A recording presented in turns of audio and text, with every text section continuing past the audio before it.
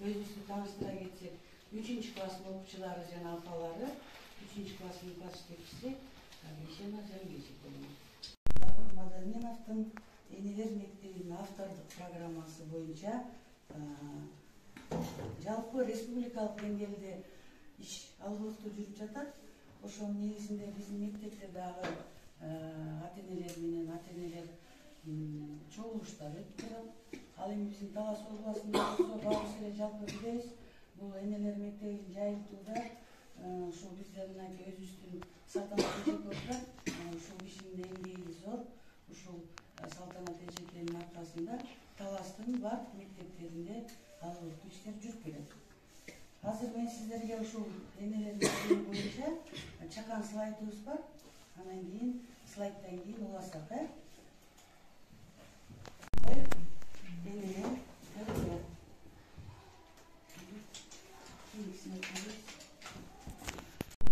Пайгамбарыбыз айткан экен, балаң үчүн байлык топтойм, байлык жыйнайын деп убара болбогула. Ата-эне үчүн өз балдарына жакшы тарбия берүүдөн өткөн мурас жок деп белгилеген экен. Мынакей 2022 жылдын 13 майында Кыргыз Республикасынын мектепке чейинки билим берүү жана жалпы билим берүүчү уюмдарында ушул Бакыр Мадаминов агайыбыздын иштелип чыккан ата-энелер мектеби программасы этап менен киргизилсин деген буйрук чыгып, мына ошол буйруктун негизинде облустун райондорунда 10 пилоттук мектеп жана бала бакчалар киргизилген экен. Эми мындай ушул ата-энелер мектебинин түзүлүшүнө эмне зарылчылыгы бар эле деген суроо туулушу мүмкүн. Бул жерде мынакей жооптор дайын турат. Ушул ата-эне менен мектептин такыр эле байланышы жокко эсе болуп бараткандыгы, ата-эненин сабактарга кызыгып катышпоосу, тарбия маселесинде жалгыз мугалимдин күнөөлүү болушу, окуучулардын үйдөн сабак аткарбай келиши жана окуучулардын өз убактыларын туура эмес колдонуусунун натыйжасында ушул энелер мектебинин программасы иштелип чыкты. Ушул энелер мектебинин эң негизги максаты энелер балдардын келечегин кең кылууга, аларга үлгү болууга, алардын өсүп өнүгүүсүнө шарт түзүүгө жана өзүн өзү өстүрүүгө үйрөтүү экен. Эгерде үйдө ата менен эне бири-бирине мээримдүү болсо, ошол үйдүн баласы гүлдөй ачылат деп Мадаминов агайыбыз айтып өткөн экен. Эми баарыбызда бала бар, ушул балалык кез, балалык деген эмне экен? Бул балалык кез бул эң таттуу жана кызыктуу мезгил экен. Ушул урматтуу ата-энелерим отурат, менин сиздердин ата-энесиздер, мына жаш ата-энелер бар экен. Ар бир баланын өзүнүн ою болот экен. Мына ошол өз оюнун баалап баланын оюн уга билүүнү да билишибиз керек экен. Кичинекей болсо да кээде байкасаңыздар, ушул баланын ою туура жерден чыгып калат дагы, өзүңүздөр ичиңиздерден кубанып каласыздар. Ошон үчүн балаңыздарды канчалык жакшы түшүнсөңүздөр, кийин кайгырбайсыздар деп айтылган экен. Дагы бул жерде бала үй бүлөнүн күзгүсү, суунун тамчысынан күндүн нуру көрүнбөйдөй эле ата-энесинин адеп аклагы баладан көрүнөт дейт. Демек, мына менин апаларым отурат, кымбаттуу апалар, сиздердин күзгүңүздөр мына ушул биздин окуучулар экен. Балдарыбыз келечегибиз. Туура тарбияласак бактылуу карылырбыз. Жаман тарбияласак шорубуз, көз жашыбыз башка адамдар менен өлкө алдында кечиргис күнөөгө кетирет экенбиз. Эми ушул ата-энелер менен иштин анализи. Ата-энелер менен ошол биздин өзүбүздүн мектептеги окуучулардын ар бир ата-энесинин күчтүү жагы да бар. Ошондой эле чабал жактары. Чабал деген бул ошол жетишпеген жактар болуп эсептелинет экен дагы. Ушул ата-энелердин күчтүү жактарына бул ата-энелердин материалдык жактан камсыз болуу, жаш ата-энелердин тарбия ишине көмөктөшүүсү, ата-энелердин мектепке жардамы жана балага болгон тынымсыз болсо, ата-энелер билимге кызыкпайт, балдардын жазгы жана күзгү жумуштарга тартылып талаага иштеп кетиши, балдардын үйдө жалгыз калуусу жана бала тарбиясын мектепке таңылуусу дейт. Негизи биз азыркы күндө билебиз, ушул окуучунун өсүүсүнө 4 нерсе өтө көчтүү таасир калтырат экен да. Эң биринчи орунда кайсы турат экен? Ата-энелерим менен апалар эң биринчи орунда үй бүлө. Демек эң биринчи орунда ким экен? Мынакей сиздер экенсиздер. Экинчи мынакей массалык маалымат каражаттар, интернет, телерадио, гезиттер деп айтылат экен. Ошондой эле тең туш үчүнчүсү достору, чөйрөсү дейт. Анан барып эмне экен? Мектеп экен. Демек үй бүлөнүн таасири канча экен баланын тарбиясында? 35% түзөт экен. Бала тарбия баштап үй бүлөдөн экен. Үй бүлөгө көз каранды болот экен. Ошондуктан балдар үчүн эң кичине бирок эң күчтүү мектеп бул эмне экен? Үй бүлө экен. Азамат балдар, окуучу билим сапатка ээ болуш үчүн эмне кыласыздар? Ата-энелер тараптан мисалы эмне сиздерден талап кылынат экен? Үйдөн ата-эне баланын окуусуна көзөмөл түзүш, шарттар түзүш керек. Ал эми мугалим тарабынан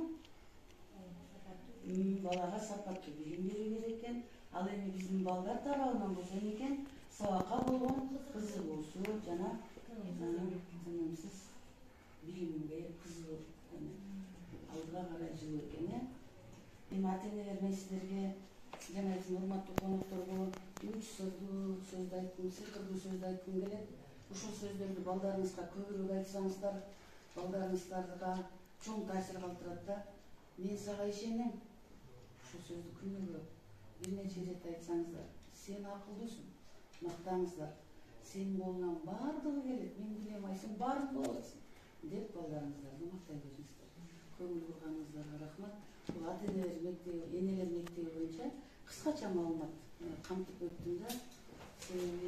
Конкурстун биринчи тапшырмасы азыр апасы чыгып баласынын жакшы сапаттарын атап берсин. Баласынан кийин апасы бүткөндөн кийин баласына кезек берет. Бала менен апанын байланышын байкайлы, келиңиздер. Анда данышман тобуна сөз берели. Данышман деп тобуңуздун атын эмне үчүн койдуңуз? Кыскача айтып туруп, анан бул оюнду баштай берели. Келе кой, залга сендер бияка келгиле. Өкмөт келген, баарын бушактан сүйлөп, тобуңуздун атын. Саламатсыздарбы? Биздин тобубуздун атын данышман деп койдук. Анткени бул сөздүн мааниси терең. Мен балам айтып берсин, кээ жерин мен толуктап коем. Данышман деген сөздү кандай түшүнөбүз? Данышман деген данышмандардын артынан эртең акылсыз болбойсуң, акылдуу болосуң жана алар окумуштуулар. Нерселерди үйрөтүп, элге жашоодогу жакшы нерселерди, илимдин туура жактарын үйрөткөн адамды илгерки окумуштууларды данышман деп аташкан. Апам мээримдүү, апам аябай көп ойлонуп, бир нече топ койгонбуз. Анын эң артында мыктылар деген аз болот. Ушул кичинекей мыктылар деген топту тандап алганбыз. Мыктылар деген бул экөөбүз да тең эми лидерлик сапатта да. Мындай бир нерседен жеңилбешибиз керек да, көтөрүп. Анда апа кезден баштайлы. Байболдун эң мыкты сапаттары. Менин байболум эң мыкты сапаттары биринчиден билимдүү, мектепте жакшы окуйт, отличник, анан зээндүү, нерсени бат эле каба алат, анан акылдуу.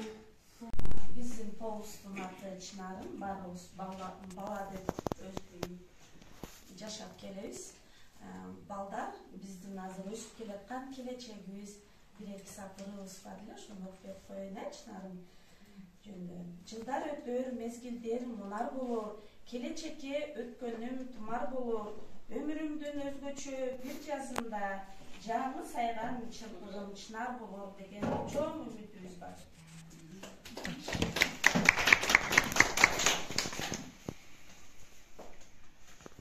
Анда өзүбүздүн апа балаңды жакшы сапаттарын жок, сен баштап Биздин Адилхан жакшы окуйт, тырышчаак, элпек, атасына жардам берет үйдөн, апасына жардам берет, достор менен ынтымактуу, балдар менен тез тил табышат, адептүү, бактылуу, ыймандуу, сымбаттуу мен балама. Тырышчак, аракетчил жана айтканын аткарат. Көп китеп окуйт дейсиңер үйдөн. Кана Адилхан апасы жөнүндө айтып берет бизге, айта бер. Сен үйдөгү мугалимим. Акылдуу, боорукер, мээримдүү, ак көңүл, бактылуу, мээримдүү, сулуу, ынтымактуу, ак көңүл, ак пейил. Мен жооп берейин. Балаңыз үчүн кандай сыйкырдуу сөздөрдү айтасыз дейт. Жана 3 сыйкырдуу сөздү көрдүк. Мен сага ишенем. Сен акылдуусуң, сенин колуңан келет деген. Сиз аны сиз үйлөттүз, аны мен өз оюма чыгарайын. Ооба, дагы кандай Сен уксусуң, сен сонун аткары, сен колуңан келет. Сен акылдуусуң, сен билимдүүсүң, сен күчтүүсүң. Сен дайыма сен колуңан келет деген кандай жооп? Кандай батыштарбы?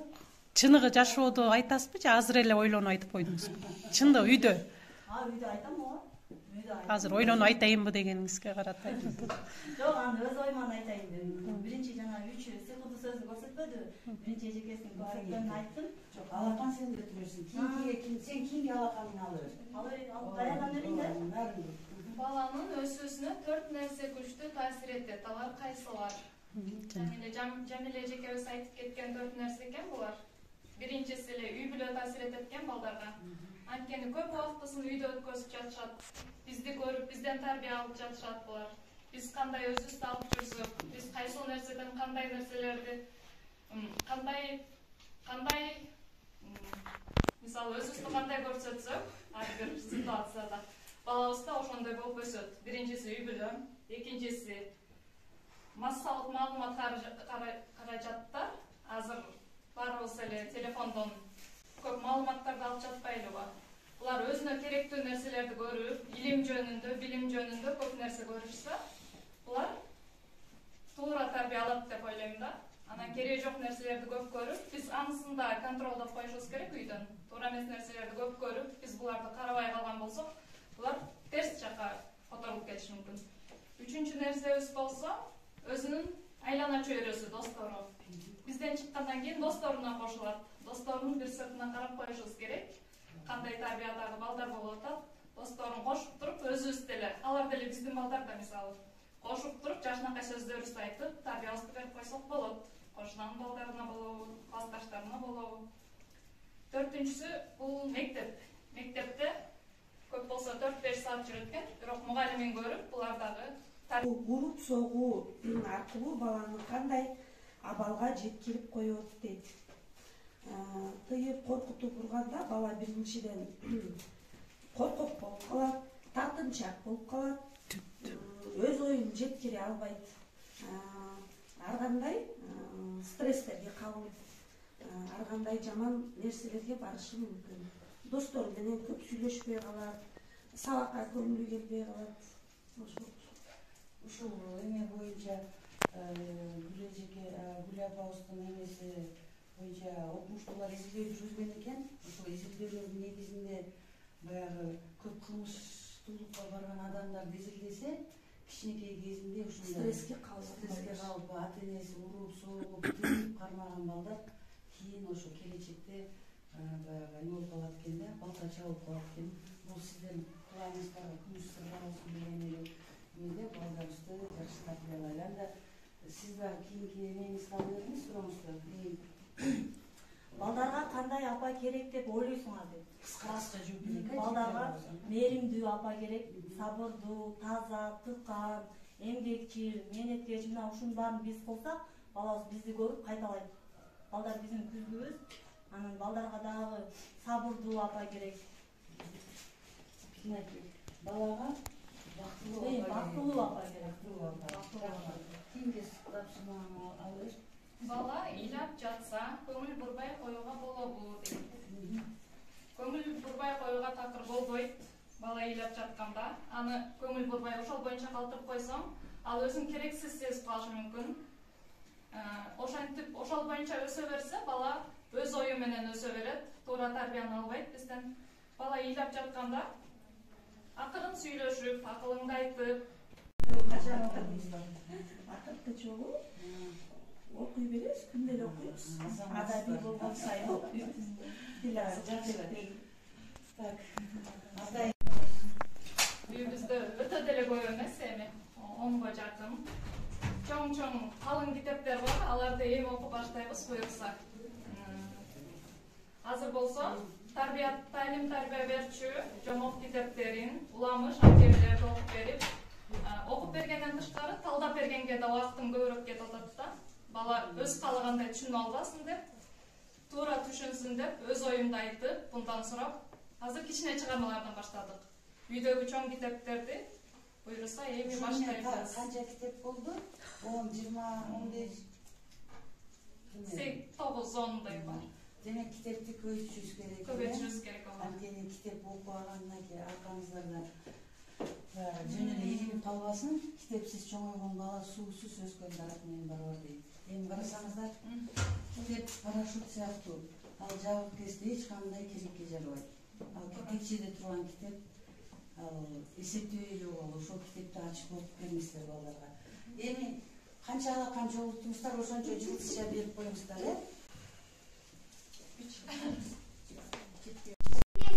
Карман менен биргейип, күлсө кошо күлөсүң. Канат бүтүп, көктө учуп, көк деңизде сүзөсүң. Жер могузду кубалап, жер алдына түшөсүң.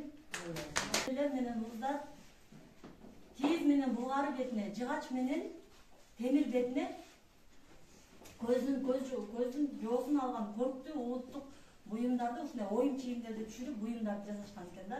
Азыркыга чейин бул аябай каттама курак аябай популярдуу болуп, модага айланып атат. Бул да биз үчүн эң кубатат. Анан кийин негизи кийиз жасоо, сайма саюу, курак төшөктөрдү тигүү бул кыргыз аялдардын илгертеден бери келе жаткан милдети да, аялдардын милдети. Ошондуктан бүгүнкү иш-чарага биз ушундай курактан, мен өзүм үйдөн тигем, ушундай төшөктөрдү, жастыктарды тигем.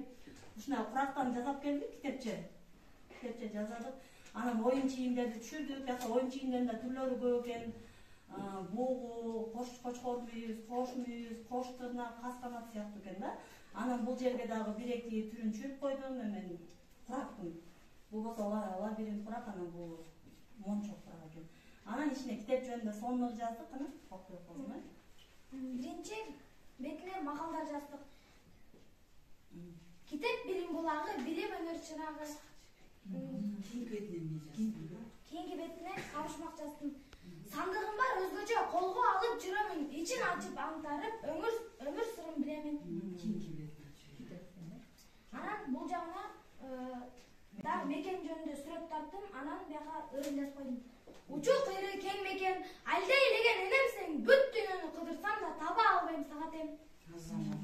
Ушуну жазганда билди да, эмне үчүн будан жазып атабыз деп. Анын өзүн бул кыргыздын баалуулуктары, биз ушу менен сыйлыктанабыз, бул ата бабабыздан келе жатат, чоң апаларыбыздын колу деп ушинтип көп маалымат алдым. Мен сиздерге да презентациялайын деп интернеттен көп издедик да, аябай.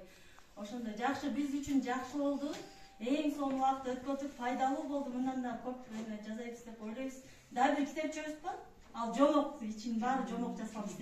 Дүйнөдө эң чоң китеп Куран китеби.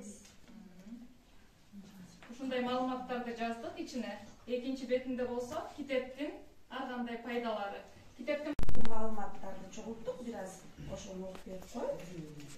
Максим Горький 1 минута аралыгында 4000 сөз окуган.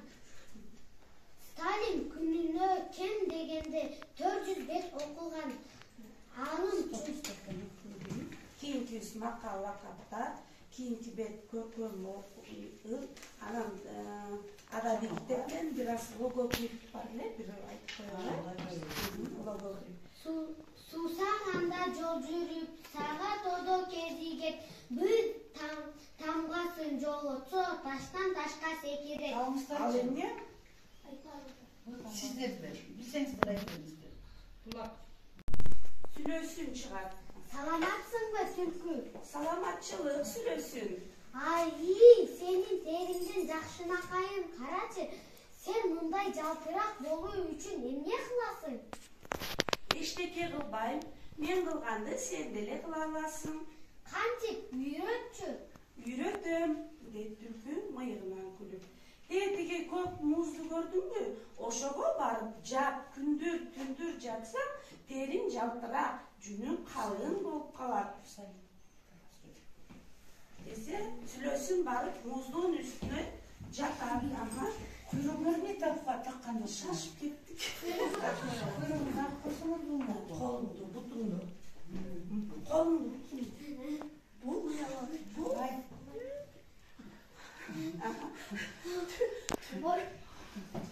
Ой, түлкү, үйшүп кеттим. чыда. Жат. Терин калың, жүнүң жалтырак болот. Ой, түлкү, чыдабай барам. Чыда.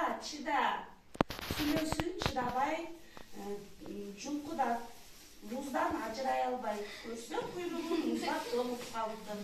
Болгон күчү менен жулкунуп, туруп, качып жөнөйт. Көрсө куйругу үзүлүп калып калды. Şimdi kuyruğunu muska taslap koyuyor. Анан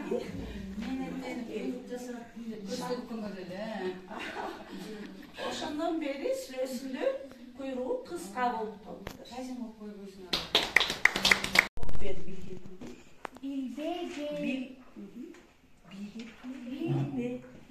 Билбегениңди сурап билип ал. Билимдүүгө дүйнө жарык. Жалкоонун жаны таттуу. Сен деген синек сөз, сиз деген сылык сөз. өзү ушул атты тандап алганда дагы ушул чынарым ошо балаңды сен жакшы болсо экен деп ойлойсуң. Кандай гана ата эне болбосун, балаң кандай болбосун, ошо сенин балаң аябай өзүң үчүн сонунда. Анан ушул чынарым деген ат мага аябай жакты да. Анан эжекебиз бул нан жөнүндө айтыптыр. Бу дагы сонун нерсе. Ал жанагы Ташбаканын немесин буну ойлоп табыш керек, между прочим. Аны дагы, анан китеби дагы сонун экен. Булардын да китеби баарыңарга рахмат. Ошондой болсо да бул таймашта жеңүүчү, анан жеңилүүчү болот.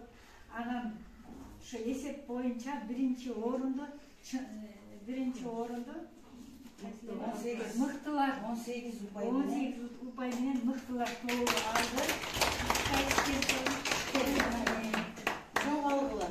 Çok algılar. Çok algılar. Азаматтар дагы ийгилик силерге. Ал эми экинчи орунду бул кечине эле бир эле упай менен чынарды таап алды.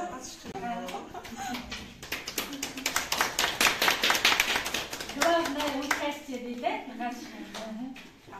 Бери карап коңуздар. Негизи мен үчүн 3 топтон биринчи орун. Ушунча мен Андан кийинки үчүнчү орунду данышман тобуна Бери карап коңуздар. биринчи орунду эсептейбиз. Рахмат. Атайын ошол сабакка колдондук. Буга чейин эле Жамиль эжекенин классындагы ата энелер дайыма катышып келген.